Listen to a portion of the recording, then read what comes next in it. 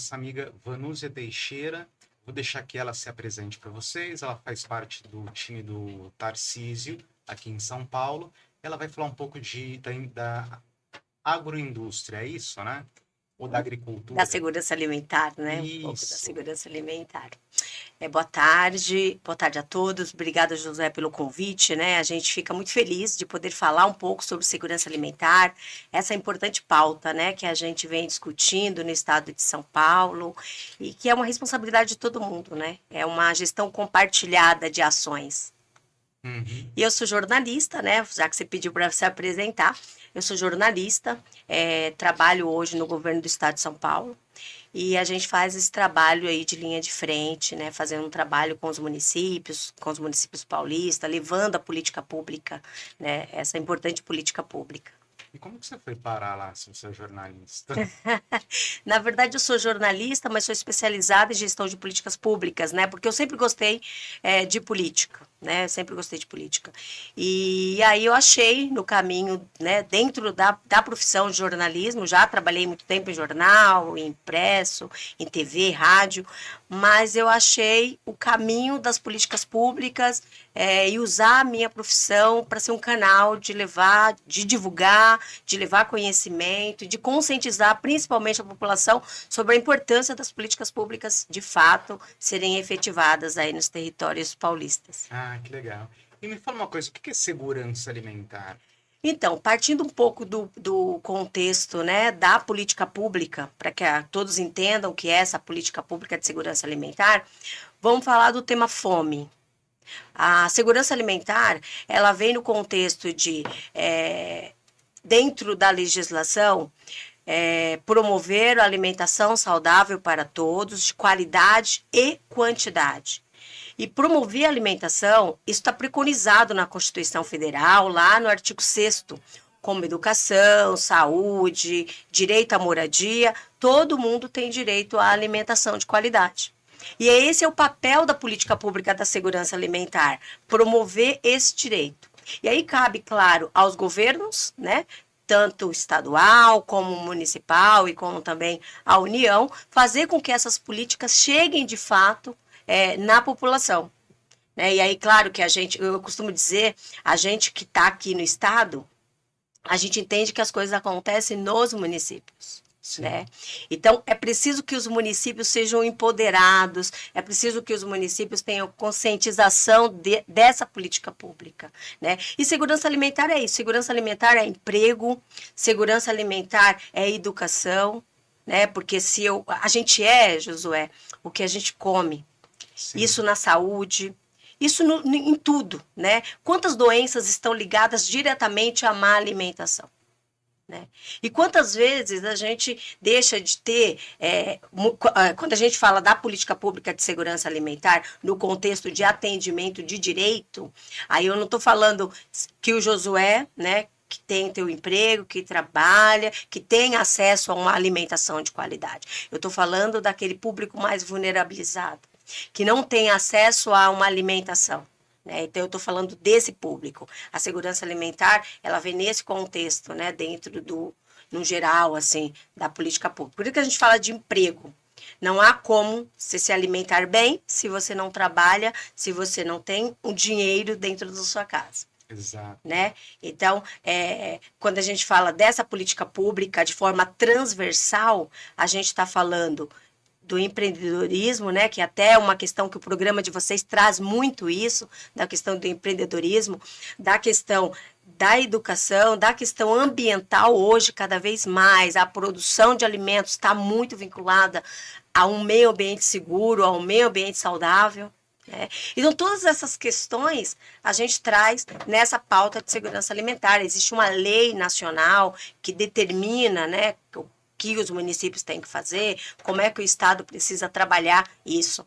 E cabe ao Estado, como gestor, e cabe aos municípios também, como gestores, fazer com que essas ações, de fato, aconteçam e, de fato, atenda as famílias mais vulneráveis. Entendi. E como que a alimentação pode impactar direta ou indiretamente no empreendedorismo, no emprego e na geração de renda para essa população?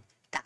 Então, vamos lá. Quando a gente fala de alimento, a gente fala especificamente de produção, Isso. né? A gente está falando de produtor. A gente está falando de produtor rural. Vamos pegar aí essa fatia da população, né? De produtores rurais, de geradores de emprego, que são os produtores rurais, a agricultura familiar. Quando a gente fala da pauta de segurança alimentar, é uma pauta bem complexa, a gente vai ter aqui 1 hora, não vamos conseguir esgotar todo o assunto, mas só para a gente dar uma resumida, quando a gente fala de agricultura familiar, a gente está falando de produtor rural. Quando a gente fala de produtor rural, a gente está falando de geração de emprego no campo, certo? Então, quando eu falo que segurança alimentar gera renda, hoje, isso não é à toa que a agricultura assume um papel importante no PIB brasileiro, porque gera renda, porque o agronegócio, de forma sustentável, como vem sendo discutido no Brasil, como vem sendo trabalhado no estado de São Paulo, gera, sim, recursos. E aí, quando você pega um produtor rural que trabalha com segurança alimentar e dentro da política pública, uma lei, vamos pegar assim a lei 11.947, que obriga os municípios a comprarem 30% da agricultura familiar. Eu estou fomentando esse produtor, eu estou fazendo com que ele venda a mercadoria dele e também estou promovendo uma alimentação de qualidade. Porque é diferente quando você pega uma produção direto lá da área rural e quando você vem com a produção que terceirizadas, né? Vamos dizer assim. Então, quando a gente fala que a segurança alimentar gera empreendedorismo, que gera emprego, a gente está falando especificamente disso. Hoje, a alimentação escolar, que é um grande viés de geração de renda e de geração de emprego para o produtor rural, movimenta bilhões, Josué. Para você ter uma ideia, o estado de São Paulo, contando aí os 645 municípios, recebeu do Fundo Nacional de Desenvolvimento da Educação para comprar alimentação escolar deixa eu pegar aqui os dados, mais de bilhões para fazer essas compras do produtor rural. Né? Esses 30% que eu falei que a lei exige. Então, se eu tenho uma lei que diz assim, olha, município, você tem que comprar do agricultor familiar. Eu estou fomentando esse agricultor. Eu estou dizendo para ele, você produz que eu compro. Com esse recurso, ele vai acabar movimentando a própria cidade dele. É porque ele vai gastar no comércio local, ele vai gastar ali no comércio regional. Então, essa é uma das políticas públicas de segurança alimentar que alavanca o empreendedorismo. Deixa eu te fazer uma pergunta, te cortando. Você vai comprar do produtor, correto? Certo. Então, ele plantou laranja. Ele vai te vender a laranja dele. Fora você, quem mais que vai comprar dele? Ele vai trazer aqui no Ceasa? Como que vai ser isso? Ele tem, dentro dessa produção, né, que na hora que ele faz a produção, ele já tem que pensar no canal de venda. Então, hoje, na política de segurança alimentar, a gente tem esse canal, que é o canal da alimentação escolar, que é um canal certo. A gente também tem o canal do Programa de Aquisição de Alimentos, que é um outro programa de origem, né, da política pública, que também compra do produtor rural. A gente tem os mercados, que é os municipais. Os mercados municipais. A gente tem as feiras, né, as feiras, os espaços de venda coletivas. A gente tem algumas coisas chamadas comunidade que sustenta a agricultura, que também são espaços de venda. Ou seja, a gente tem muitos espaços para ecoar. Além de, claro, outros mercados, como você mesmo colocou, o próprio Ceasa, o próprio produtor de açúcar vender. O próprio produtor rural, ele pode abrir portas, certo? Ah, tá. Então você garante para ele. Eu garanto uma fatia. Isso, eu garanto essa fatia. Eu garanto essa fatia da produção para a venda da alimentação escolar. Esse foi o propósito da lei. Né, da Lei 11.947, quando ela diz lá no artigo 14, os municípios são obrigados a comprar 30% do que vem, do que eles recebem do FNDE, do produtor rural, da agricultura familiar. Isso te garante uma venda. te garante uma venda no ano, né? Então, é importante que a gente tenha em mente que o produtor rural, ele não é só... Quando você é empreendedor, quando você resolve fazer investimento, você não pode... você tem que estudar o mercado que você vai atender. Se eu vou trabalhar com alimento, eu tenho que saber aonde eu vendo, para quem eu vendo.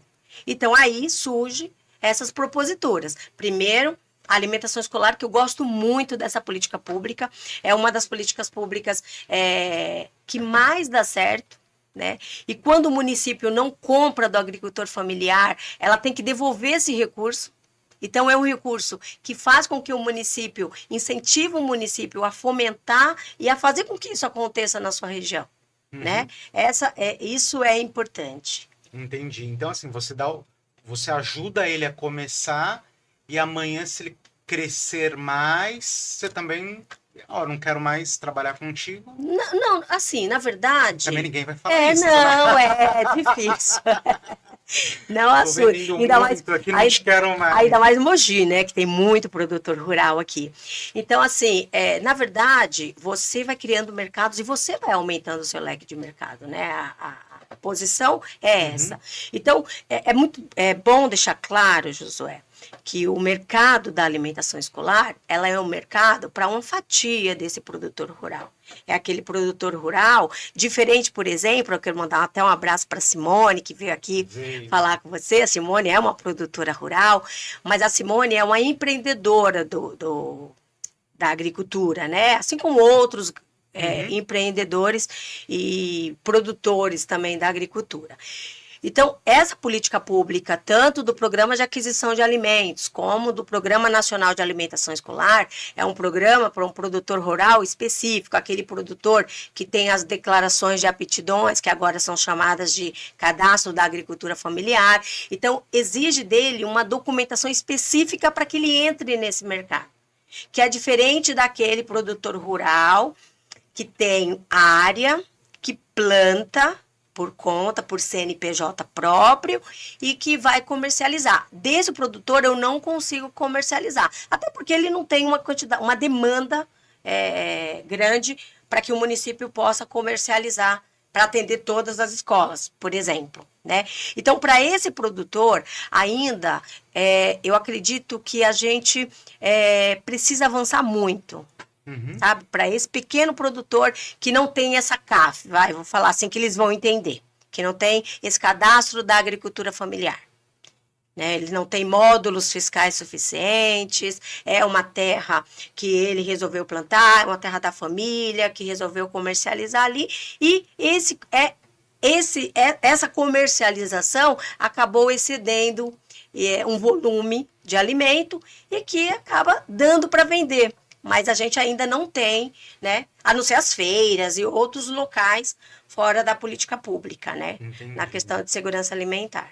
E assim, sendo um pouco repetitivo, e assim, como que vai efetivar essas políticas públicas no âmbito municipal, nacional e federal? Como que é isso? Tá. Hoje já está muito bem construída na política pública. Então, quando o Estado... Vamos pegar o município, né? Vamos pegar aí os 645 municípios. Ele recebe, no ano, um recurso para comprar alimentação. Ele já recebe. O governo federal manda... Não. O governo federal manda direto para os municípios. Cada um vai receber a sua fatia de acordo com o número de crianças matriculadas na sua rede.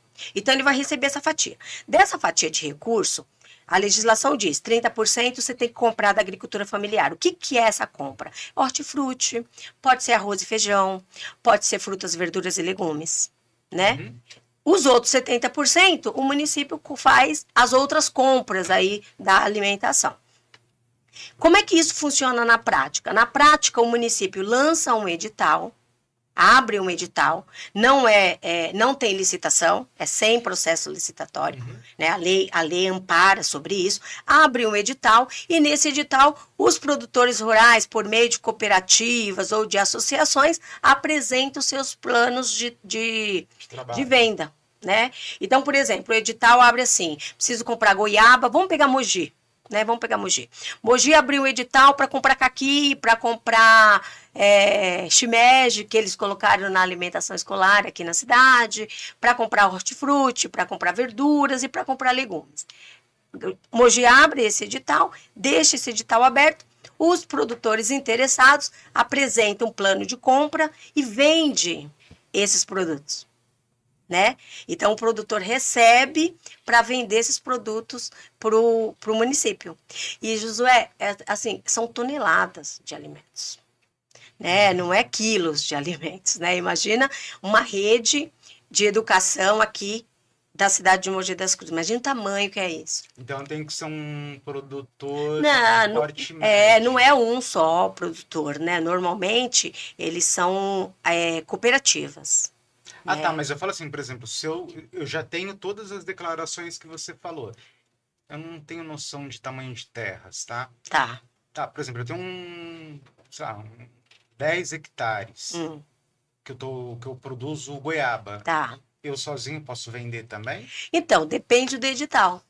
Depende se o edital permite que você venda com o seu CPF.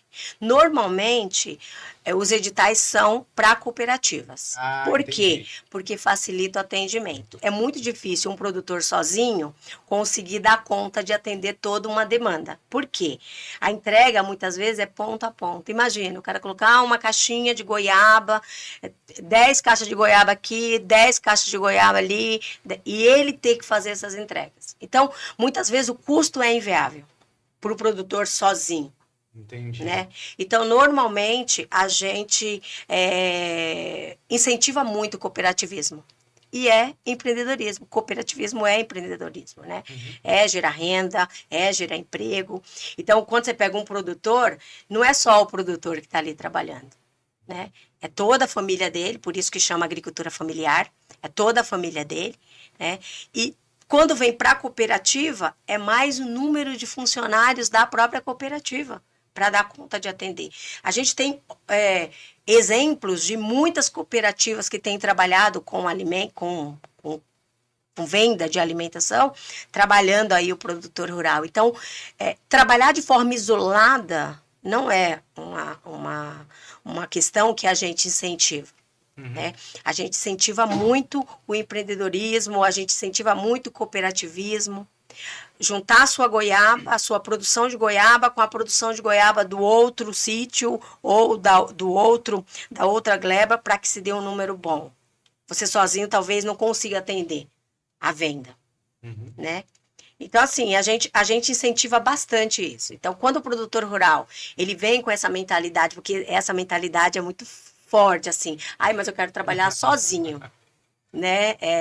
Ainda a gente tem essa dificuldade, né, das pessoas pensarem em projetos conjuntos, em terem objetivos comuns, né? Isso é muito difícil. Então, a gente tem trabalhado muito isso, a Secretaria de Agricultura trabalha demais essa questão do cooperativismo, né? Com oficinas, levando as informações, capacitando esses produtores, né? As próprias casas das agriculturas também fazem esse trabalho. E todo esse trabalho é interligado, né, Josué?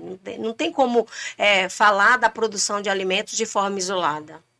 Não dá, você não consegue falar de uma produção de alimentos sem falar das famílias que são atendidas lá na assistência social, porque é esse público. É para esse público que a gente faz um trabalho de gestão, né, dentro do estado, dentro dos municípios. Entendi. E me fala uma coisa, e quais as estratégias que podem ser utilizadas e otimizadas para que, de fato, o alimento chegue na mesa das famílias, considerando que a alimentação ela é prevista em lei, né? E aí eu vou falar assim para você, a gente tem dentro da segurança alimentar 3 níveis de insegurança alimentar, certo? Aí a gente tem insegurança alimentar, o que é, se a segurança alimentar é o acesso ao alimento, a insegurança alimentar é a falta desse alimento, né? Quando falta o alimento na mesa, a gente fala que essa família está em insegurança alimentar. E aí nós temos 3 níveis da insegurança alimentar. A insegurança alimentar leve, que é quando a família deixa de ter acesso a um alimento diário, ou seja, a gente tem café da manhã, almoço, café da tarde e jantar, certo? Então, Nossa. esse é o nosso cardápio, né? Tem que ser o nosso cardápio diário. Sim. Na insegurança alimentar leve, falta uma dessas alimentações. Um desse bloquinho, a família não teve acesso, certo? Não almoçou e só jantou, não tomou café, só almoçou. Na insegurança alimentar moderada, a família também não tem acesso a todas as alimentações, mas consegue pensar assim, caramba, eu vou conseguir, gera aquela incerteza se eu vou conseguir ou não ter o alimento. Mas a que a gente mais trabalha é a grave, que é a fome, propriamente dita, quando você não tem acesso a nada do alimento, né? Para essa questão, para essa insegurança alimentar, a gente precisa ter estratégias. A gente que eu falo é governo, é sociedade civil, tanto é que a sociedade civil trabalha muito a questão de doação de cestas básicas, cozinhas comunitárias. Então, é preciso ter estratégias sérias, para que a gente combata a insegurança alimentar grave, que é a fome.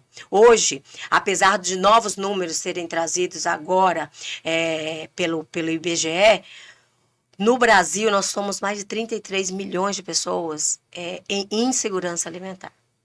Dessa, mais de 9 milhões estão com fome mesmo. Então é muita gente, E como buscar estratégias para isso? Né? Primeiro, é buscar dentro dos territórios, dentro dos municípios, o que tem o município. O município tem banco de alimentos, o município tem restaurante popular, que no caso aqui do estado de São Paulo é o restaurante Bom Prato. O município tem cozinhas comunitárias onde ele possa colocar a população para ajudar a trabalhar reaproveitamento de alimentos como estratégia para combater a fome. Porque quando a gente fala de combate à fome, quando a gente fala de insegurança alimentar, aí acende a luz vermelha para o desperdício de alimentos. Porque o desperdício de alimentos também é uma fatia da insegurança alimentar. E aí, quando eu falo de desperdício de alimentos como estratégia, eu falo de combater esse desperdício de forma individual. Porque hoje, de acordo com as pesquisas, nos nossos lares, a gente desperdiça mais de 30% do que a gente consome. Nossa, muito, né? Muito. Por que que a gente desperdiça tanto dentro de casa? Porque a gente tem o hábito de consumir demais. Né? Quantas vezes a gente vai no mercado e sai comprando, enche o carrinho, e aí aquilo fica ali na despensa, vence, passa do prazo de validade e você tem que jogar fora. Né? Então aí a gente já faz um apelo aqui, Josué, para quem está ouvindo a gente, para quem está assistindo a gente, faça uma reflexão dentro de casa, começa dentro de casa. Né? É uma estratégia já. Sim. Né? Abre a sua despensa, vê o que tem próximo de vencimento, junta tudo isso na sacolinha, faça doação para as entidades que você tem perto da sua casa, para as entidades sociais que atuam dentro do seu município. Porque isso isso acontece todo dia. A quantidade de...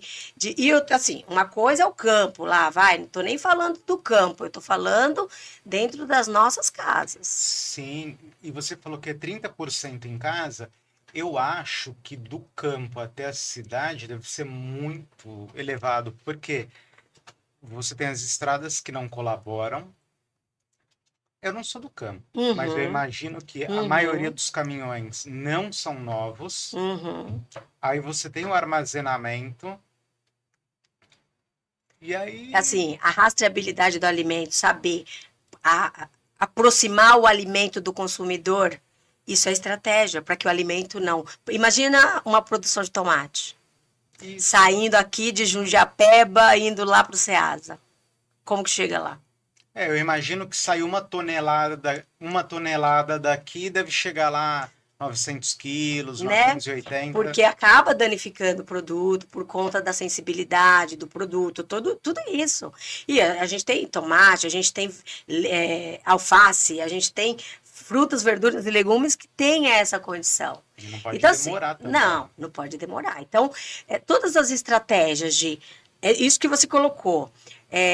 Tempo, rastreabilidade, da onde vem esse produto, para onde vai. Por isso que a política de alimentação, ela é uma política regionalizada. Eu compro do produtor regional, eu facilito. É claro que existe ainda muitos gargalos para que essa política seja, de fato, uma política 100% que atenda esse filé aí do produtor rural, né? Mas, de fato, é uma política que dá certo. Sabe o que eu fiz uma vez? Eu estava andando na rua, aí tinha um caminhão de água. Sabe aquele caminhão pipa que anda... O caminhão tava vazando. Eu olhei, eu pensei, poxa, meu... Tudo bem, eu não comprei essa água, não tem nada a ver comigo, mas eu peguei o telefone e liguei lá na empresa. Falei, moça, você precisa arrumar seu caminhão. Então, sabe, José, eu acho que... Porque assim, eu tava andando porque assim, não dava para passar o caminhão, porque a rua era pequena, eu tava um quarteirão atrás do caminhão e ele lavando a calçada. Quando chega lá, não tem mais água. E segurança alimentar também é recursos hídricos, né? Aliás, sem água não tem produção. Não. Né? Então, assim, é importante quando a população, isso que você fez, foi um papel de cidadão. Né? Mesmo que você não utilize daquilo, que aquilo não impacte diretamente, né? As pessoas têm muito essa visão, né? Mas isso não impacta diretamente a mim. A fome, eu não tenho fome. Eu não desperdiço alimento em casa. Então, eu não tenho nada a ver com isso. Quando, na verdade, não adianta, né? Dentro de um contexto, você tá bem, mas o teu vizinho não tá. Sim. Né? Eu fiz por isso. Eu fiquei pensando, poxa, assim, a água já... escasso, né? Já é um produto que está escasso. É um produto que está escasso. Aí fica andando com esse... Eu tô vendo isso hoje. Agora, quantos dias esse caminhão não tá desse jeito? Não, mas esse é o papel, né? Esse é o papel da gente de colaborar, né? Seja um caminhão público, seja um caminhão particular, né? Eu acho que cabe a gente como cidadão, né? Colaborar com as ações. Se a gente está vendo alguma coisa, a gente ir lá e colaborar. E aí, só voltando um pouco nas estratégias de como que a gente pode... de como... É porque o assunto, você viu, né? O assunto, ele é tão... Segurança alimentar é tão amplo que a gente começa a falar de segurança alimentar, daqui a pouco a gente está falando de terra, daqui a pouco a gente está falando de água, daqui a pouco a gente está falando de orgânico, né? Por quê? Porque é muito amplo. É um mercado gigante. É gigante, é gigante. E é uma política muito nova. É uma política muito nova. Pra você ter ideia, a lei que organiza a política de segurança alimentar é de 2006.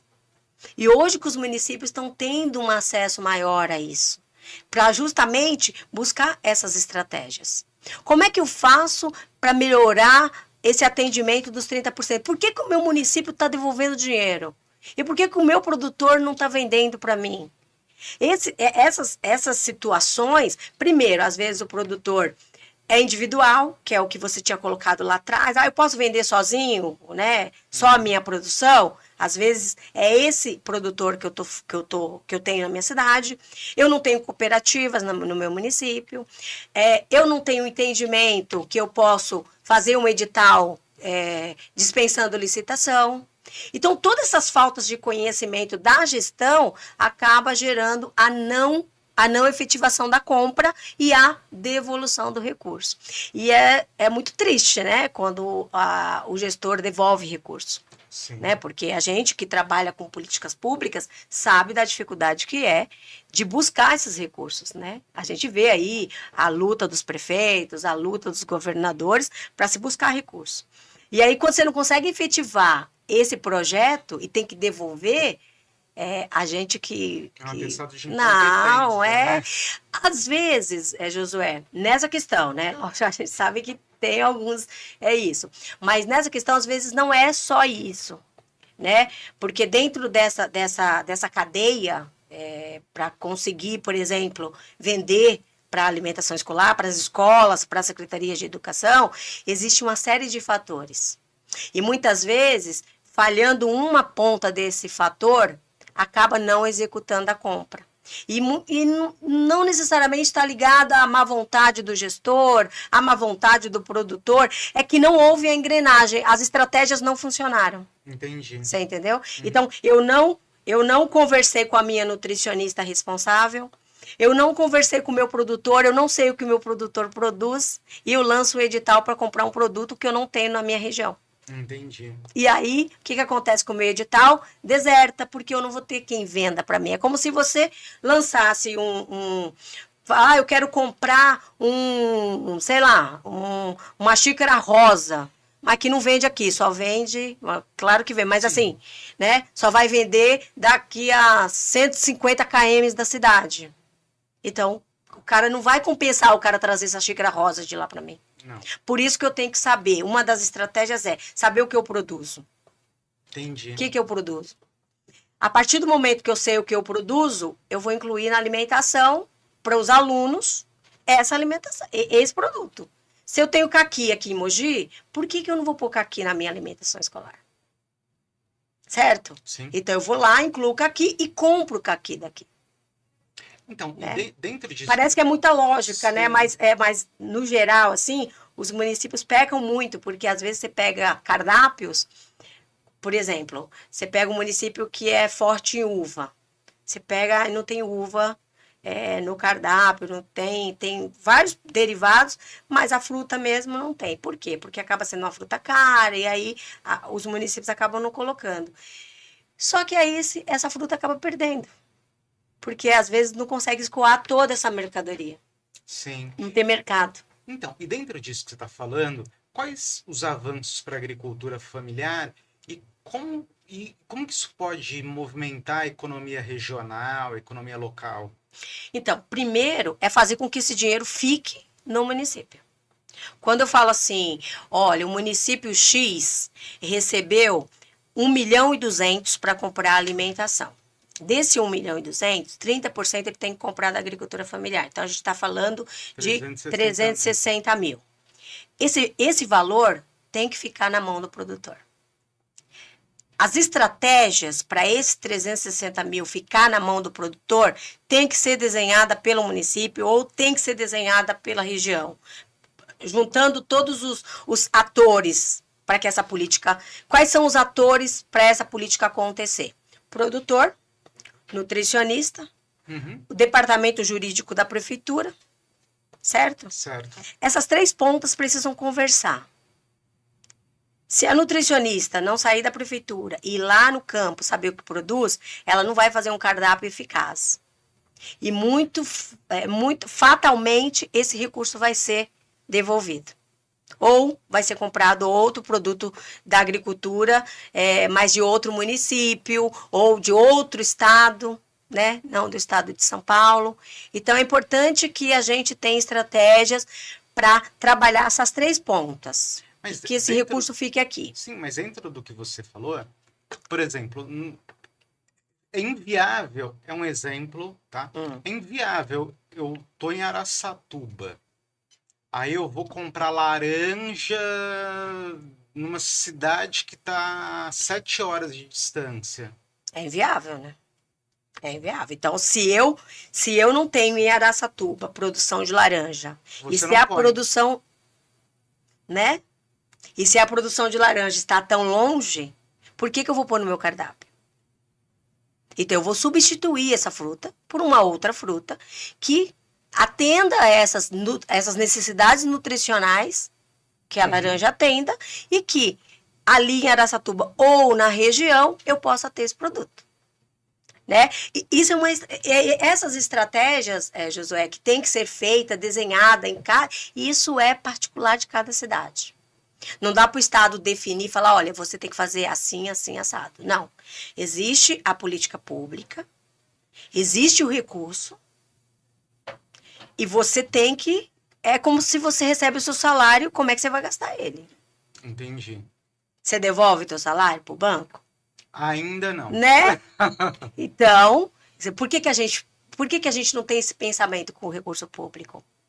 Por que a gente também não tem essa conscientização e evitar a devolução, né, desses recursos? Porque assim, eu só vou gerar renda, eu só vou falar de emprego, de empreendedorismo, se eu começar a fazer com que essas ações aconteçam no meu território. E isso vai fortalecendo a cidade, né? Vai Porque fortalecendo vai a ter cidade. emprego, vai ter Eu vou gastar no evolução comércio na local. renda. Eu vou gastar no comércio local, né? A gente tem que entender que a economia, ela gira em torno do município. Se eu trabalho, se eu recebo, se eu consigo, se eu tenho êxito no que eu faço, se eu ganho bem, eu vou lá no mercado, eu vou na farmácia. E esse dinheiro, ele vai circular aqui dentro do município, dentro da região, porque o Estado de São Paulo, ele é muito focado no desenvolvimento regional. Né? Mas eu acho que é o certo também, né? Porque muitas vezes a gente tem aí 645 municípios, Josué, que vai desde 12 milhões, 13 milhões de habitantes, como é a capital de São Paulo, como um município de 500 habitantes, 600, 800 habitantes. Então, como é que você trabalha dentro da política pública e esse município de 12 milhões, que não atendeu os 30%, e o município de 500 habitantes, que não atendeu também os 30%, eles estão incorrendo em erro administrativo da mesma forma. O que vai mudar aí é o montante de recurso, né? Se eu tenho um município maior, é óbvio, né, que eu vou ter um montante maior de recurso. Se eu tenho um município com menos habitantes, então esse recurso vai ser proporcional a isso. Mas ele não vai estar deixando de não atender o que preconiza a Constituição Federal. Né? Esses dois prefeitos, com a sua particularidade, com as suas diferenças, vão estar infringindo a mesma lei. Do não atendimento. Aí eu fiz aqui, Josué, só para você ter um quadro geral, assim. Em 2020, nós tivemos a pandemia. Isso. Né? E a fome, que era uma questão já muito presente nas nossas vidas, no nosso dia a dia, ela ganhou... Não é que ela mudou. Não é que ela passou a ter fome. Ela já tínhamos fome. Mas a pandemia trouxe a luz vermelha e mostrou essa ausência de política. Colocou na mesa.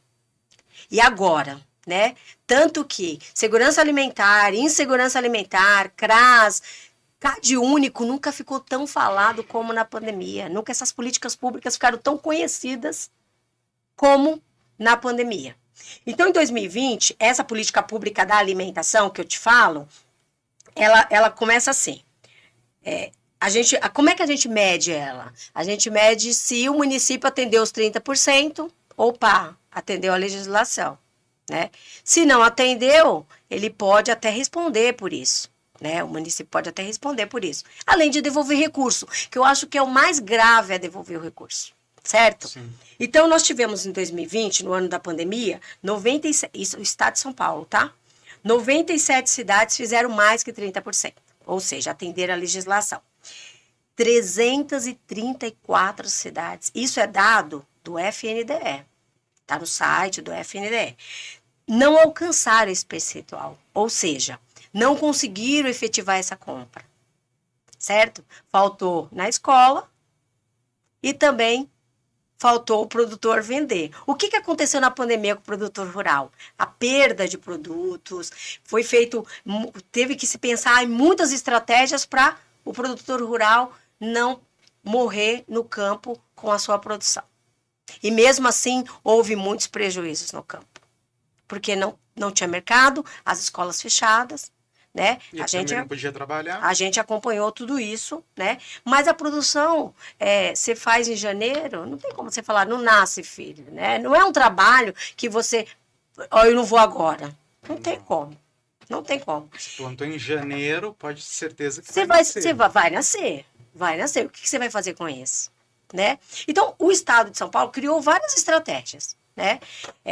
Mas, mesmo assim, houve muitas perdas. E aí, 188 não investiram nada em 2020. Nossa.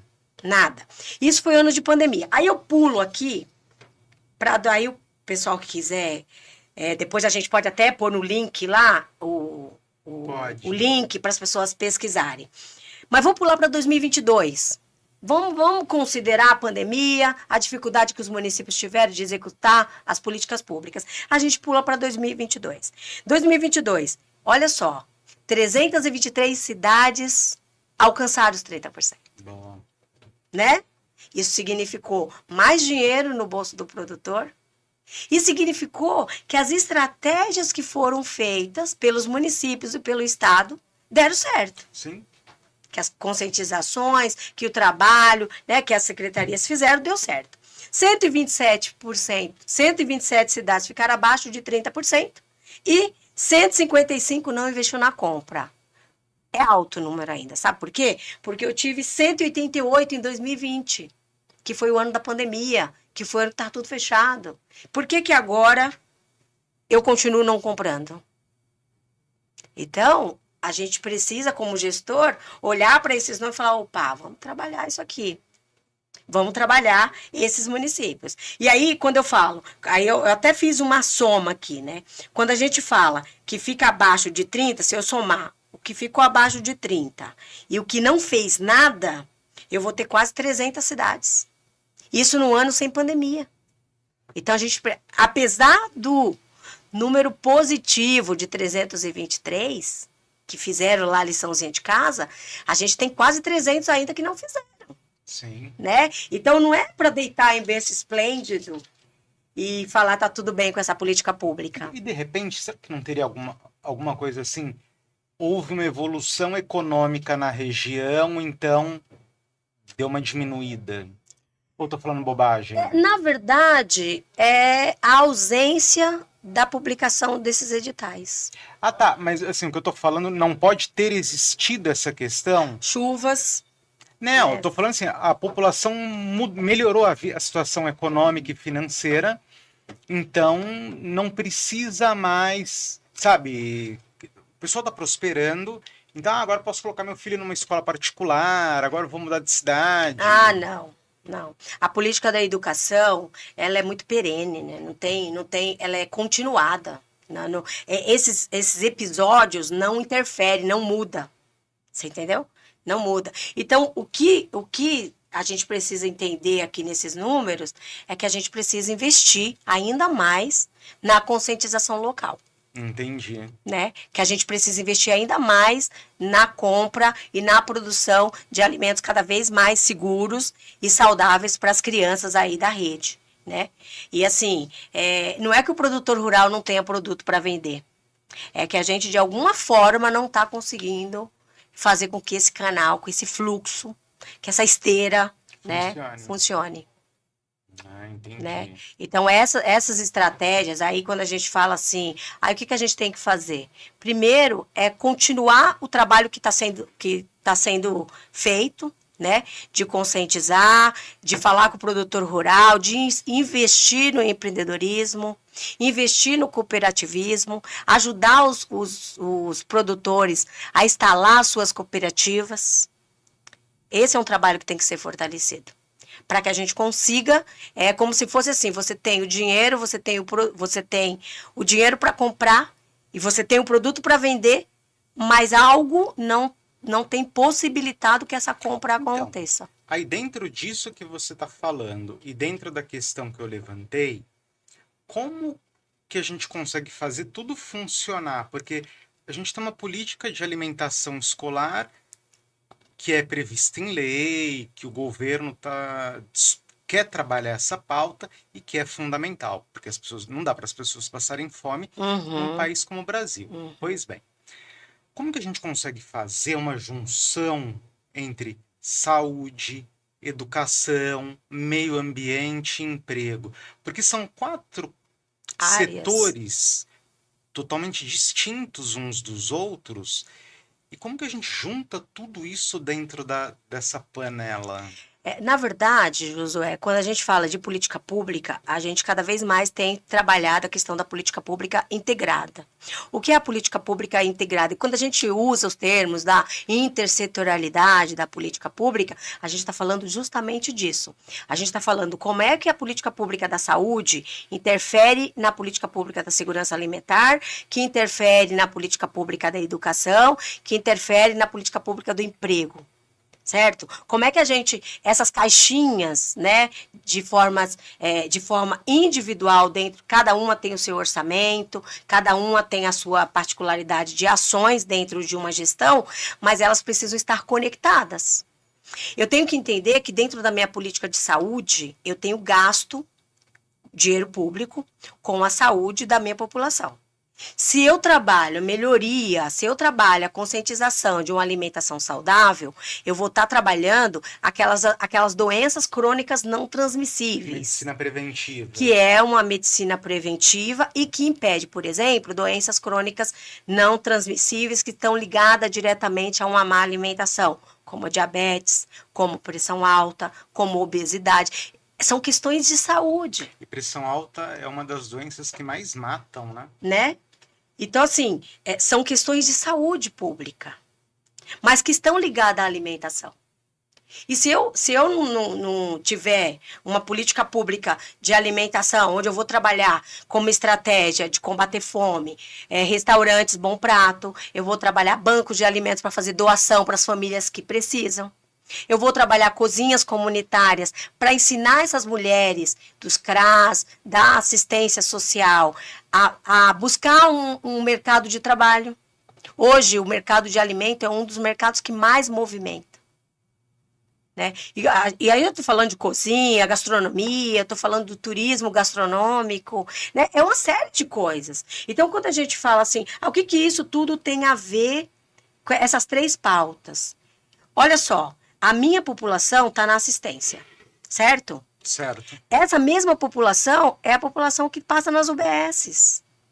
Eu não tenho uma população diferente, certo? Se eu conscientizo essa população, aí se eu tenho uma pessoa que é diabética hoje, e eu falo para ela, olha, você precisa melhorar a sua alimentação, você precisa comer a cada 3 horas, você precisa orientar esse morador.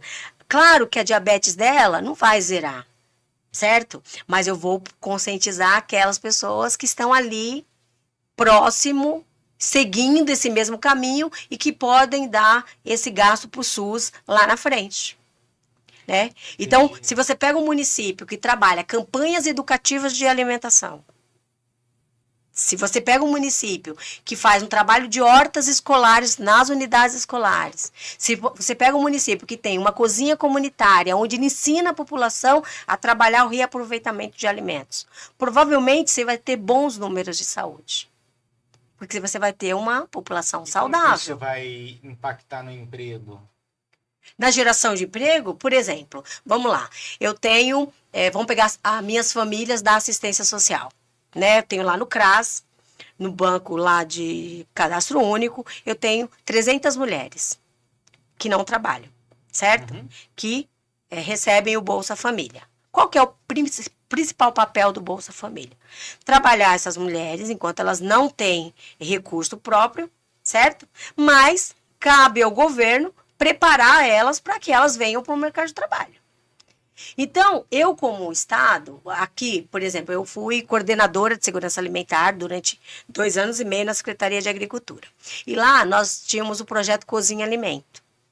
O projeto Cozinha Alimento, ele trabalhava com 3 viés, que ainda tem no Estado. Trabalha com 3 viés. Empreendedorismo, que é gerar renda e trabalho.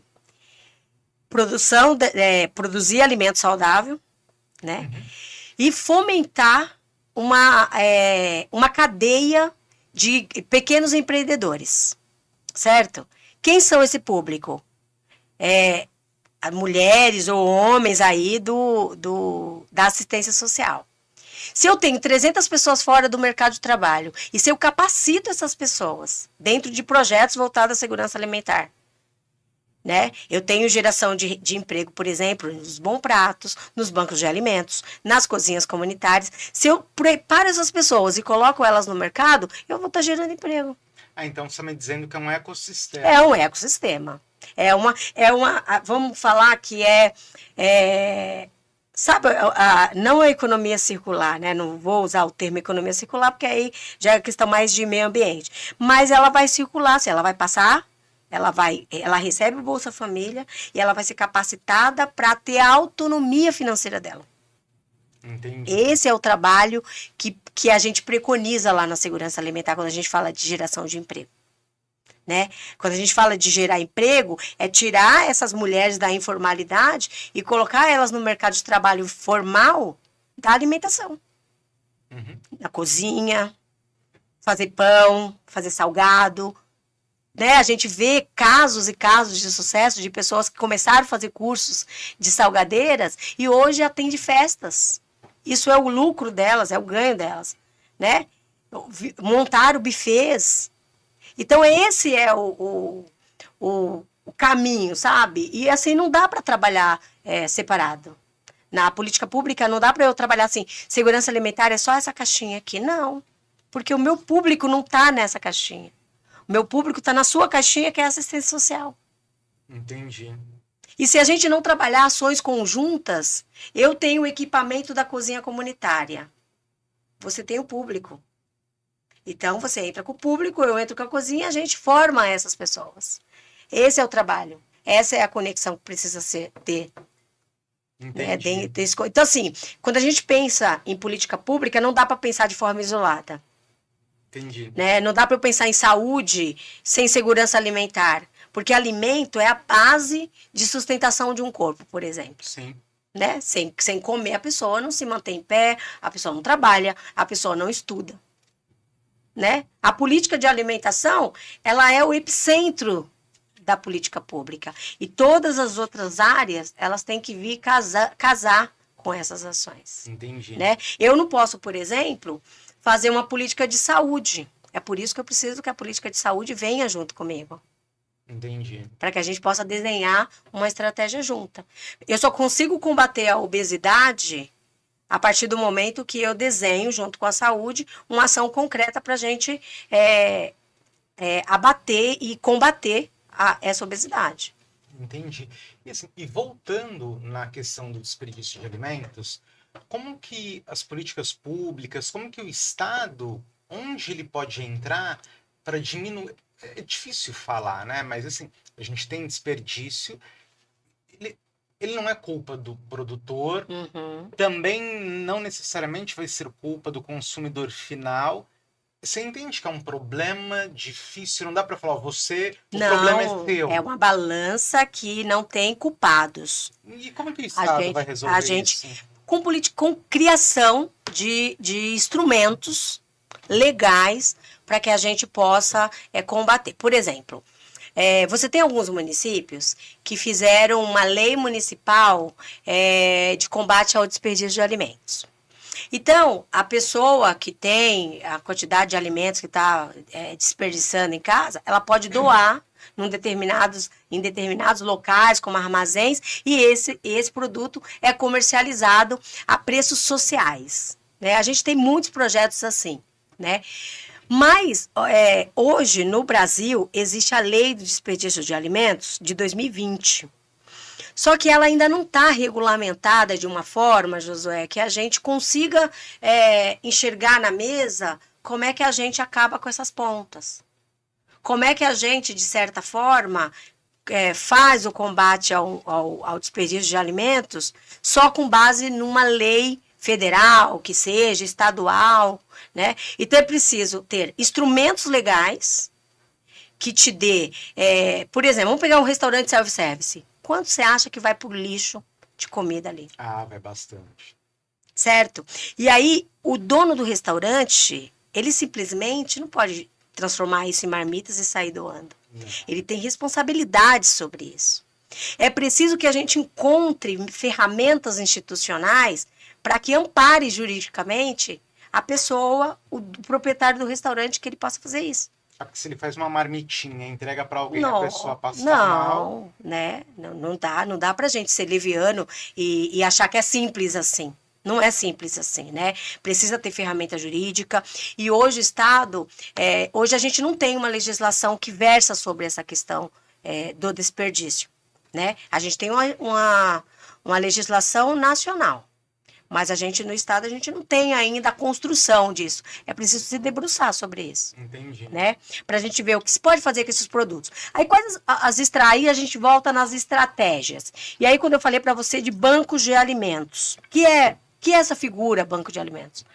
Banco de alimentos são instrumentos que são construídos dentro dos municípios, são galpões, aonde tudo que não serve, né, não está com prazo de validade próximo, os grandes supermercados fazem essa doação para os bancos de alimentos.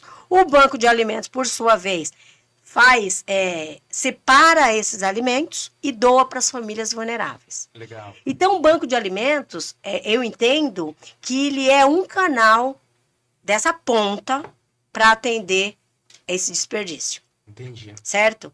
Tanto do produtor rural, o produtor rural está lá na área dele com a quantidade de alimentos que perdeu e não tem valor comercial. Ele doa para o banco de alimentos. Entendi. Vanusa, mas os tomates vieram muito maduros. O banco de alimentos tem equipamentos para transformar isso numa polpa de extrato de tomate. Então, esse alimento não é perdido. Entendi. Né? Então, a gente já tem algumas políticas, alguns arranjos que vão nessa direção. Né? A política de educação alimentar, reaproveitamento de alimentos, talos, cascas, né? Para muitas pessoas que talvez está ouvindo ou está assistindo a gente, pode não fazer diferença. Mas para muitas pessoas fazem, porque às vezes a pessoa não tem condição de comprar. Sim. Né, de comprar um bolo, de comprar uma torta, de comprar isso. Ela pega a casca da banana, faz, ela pega o talo das verduras e faz uma torta. Né? Quantas né, famílias a gente vê isso diariamente? Isso é também uma ponta desse combate ao desperdício de alimentos. Entendi. Mas a gente está muito longe. Está muito longe de combater. É muito alimento jogado fora. Né? É muito alimento. E aí, essa conta não fecha. Por que se de um lado a gente desperdiça mais de 800 bilhões de toneladas de alimentos, mundialmente falando, e se a gente tem tanta gente passando fome? Né? Essa conta, ela precisa estar minimamente equilibrada. Entendi. Né? Ela precisa estar minimamente equilibrada. E aí, instrumentos legais. Não tem outras ferramentas. Não dá para ser de boca. Não dá para ser uma ação individual.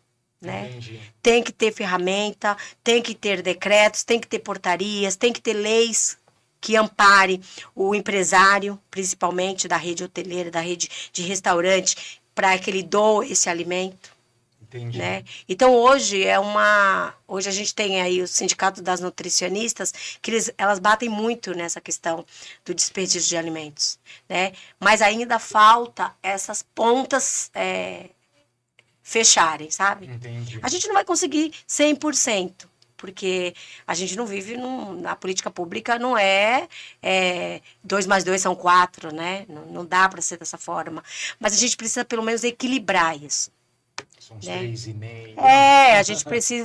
A gente precisa de fato equilibrar isso. E a gente só consegue executar política pública, e aí que fica, né, um apelo, a gente só consegue efetivar a política pública quando a gente tem arranjos institucionais para isso.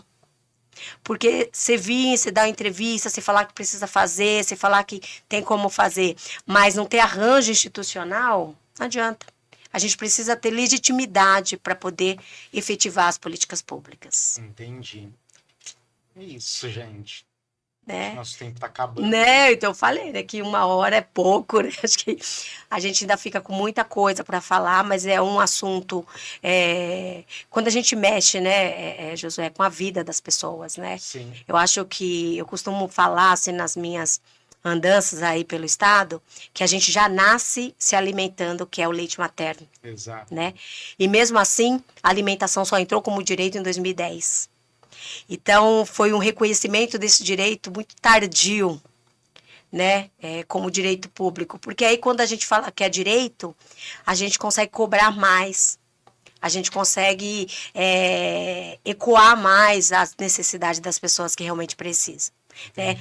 E a gente tem muita gente aí na linha de pobreza, a gente tem no nosso estado mesmo, né, muita gente passando necessidade, passando fome, não tendo alimento. E quando eu falo não ter alimento, você chega na casa, às vezes não tem nem emprego, a pessoa está desempregada. Por que não consegue comer? Porque está desempregada, porque não tem dinheiro para comprar. né? Por mais que tenha subsídios, por mais que tenha uma ou outra ação, mas não é só isso, né? Eu E aí acho vira que aquela ciranda financeira, né? Ele tá desempregado, aí vai pro Serasa, aí não arruma emprego. Por que que não arruma emprego? Porque tá no Serasa. E por que que tá no Serasa? Porque não tem emprego. é tipo é Toshine Redmar, porque, né? É aquelas brincadeirinhas que a gente tem, mas é uma política muito séria e que precisa ser levada a sério, né? Entendi. Precisa ser levada a sério. E quando a gente fala aí do filé do produtor rural, quando a gente fala do alimentação escolar, é um programa. Mas a gente tem outros programas também, né? Que é o programa de aquisição de alimentos, também é um programa nacional, mas que a gente precisa pensar e deixar esse recurso no estado de São Paulo.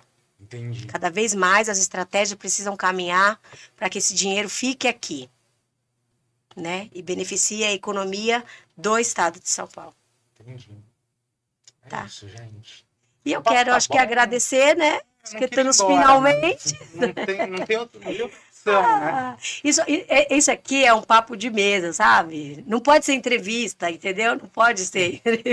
Mas vamos marcar, você pode voltar de novo e aí a gente fica. É que você tem outro compromisso também daqui a pouco, né? Eu tenho outro compromisso. Mas, assim, queria muito agradecer e parabenizar você pelo programa.